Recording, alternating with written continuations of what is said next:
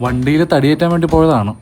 കോരിച്ചൊരിയുന്ന മഴയിൽ താളത്തോടെ ഒത്തൊരുമിച്ച് നിലനിൽപ്പിന് വേണ്ടി പ്രതിസന്ധികളെ മറികടക്കുന്ന ചേട്ടന്മാർ വണ്ടിയിൽ തടിയൊക്കെ കയറ്റി കയറും കെട്ടി അടിപൊളിയാക്കി തന്നു. അങ്ങനെ ഞങ്ങൾ വണ്ടി എടുത്ത് പോകാൻ തീരുമാനിച്ചു. എന്നാൽ ഒരു വണ്ടിക്ക് മാത്രം പോകാനുള്ള സ്പേസ് ഉള്ളതുകൊണ്ട് ഒന്ന് സ്ലോ ആക്കി. അവിടെ പണിവാളി വണ്ടി ഒന്നിരുന്നു. ദേ കിടക്കണു. ഡ്രൈവർ ഇപ്പുറത്തെ ഡോറിലൂടെ ഇറങ്ങി വണ്ടി ചെരിഞ്ഞു. ഒരുപാട് പ്രതീക്ഷകളായി ചെയ്യുന്ന പരിപാടികളിൽ ഇഷ്യൂസ് ഉണ്ടാകുമ്പോൾ എങ്ങനെയാവുമെന്ന് പറയേണ്ടതില്ലല്ലോ. എല്ലാവരും ചർച്ച ചെയ്ത് JCBനെ വിളിക്കാമെന്ന് പറഞ്ഞു.